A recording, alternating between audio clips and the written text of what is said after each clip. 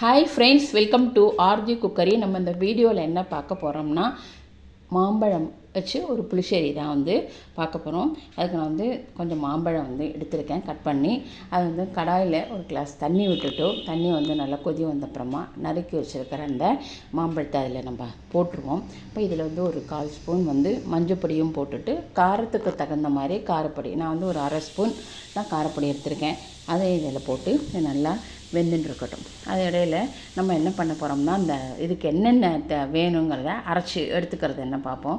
1 cup தேங்காய், அதுக்கப்புறமா காரத்துக்கு 3 பச்சை மிளகாய், ஒரு 1/4 ஸ்பூன் ஜீரகம், இது எல்லாமே போட்டு நைஸாக அரைச்சிட்டு, இது கூடவே நான் 1 கப்பு தயிர் எடுத்திருக்கேன். அதையும் இது போட்டு சேர்த்து நல்லா அரைச்சி நல்லா பேஸ்ட்டாக வச்சுப்போம், நல்லா நைஸாக. அதுக்குள்ளே இங்கே பார்த்தா மாம்பழம் நல்லா வெந்திருக்கும். இந்த வெந்த மாம்பழத்தில் நம்ம அரைச்சி வச்சுருக்கிற அந்த விழுது இருக்கு இல்லையா, அது இதில் போட்டுருவோம். போட்டுட்டு இதுக்கு தேவையான உப்பும் போட்டுருவோம். அது நம்ம இதை தயிர் விட்டுருக்கிறதுனால நிறைய கொதிக்கப்படாது. ஜஸ்ட்டு ஒரு கொதி அது அப்படியே நுரைச்சி வரும்போது நம்ம ஸ்டவ்வை ஆஃப் பண்ணிட்டா போதும். ஆஃப் பண்ணிவிட்டு நம்ம இந்த புளிச்சேரிக்கெல்லாம் நம்ம என்ன பண்ணுவோன்னா, நம்ம தேங்காய் எண்ணெய்லாம் பொரிச்சு கொட்டுவோம். அதே மாதிரி ஒரு 2 ஸ்பூன் தேங்காய் எண்ணெய் எடுத்து, கடுகு, ஒரு மிளகாய், சிவப்பு மிளகாய், கொஞ்சம் கறிவேப்பிலை போட்டு பொரிச்சு கொட்டியாச்சுன்னா இந்த மாம்பழ புளிச்சேரி தயாராகிடும். இது கேரளாவில் நம்ம இதெல்லாம் நம்ம மோர் குழம்புன்னு சொல்லுவோம் இல்லையா, கேரளாவில் புளிச்சேரின்னு தான் சொல்லுவாள். அதாவது நம்ம நார்மல் புளிச்சேரி, மாம்பழம் இல்லாமல் புளிச்சேரி எப்படி பண்ணுறதுன்னு நம்ம இதில் பார்த்துருக்கோம்.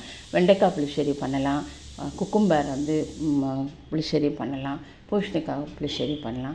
குக்கும்பர் அந்த பூசணிக்காய்னால் கொஞ்சம் தண்ணியில் முதல்ல அதை வேக போட்டுட்டு அப்புறம் நம்ம பாக்கியெல்லாம் அதே மாதிரி தான் அரைச்சி விழுத சேர்த்துட்டோம்னா அது புளிச்சேரி தயாராகிடும். வெண்டைக்காய் புளிச்சேரி மட்டும்தான் கொஞ்சம் வெண்டைக்காய் எடுத்து கொஞ்சம் தேங்காய் எண்ணெயில் கொஞ்சம் ஜஸ்ட்டு ஃப்ரை பண்ணிவிட்டு இந்த புளிச்சேரியில் சேர்த்துருவோம்.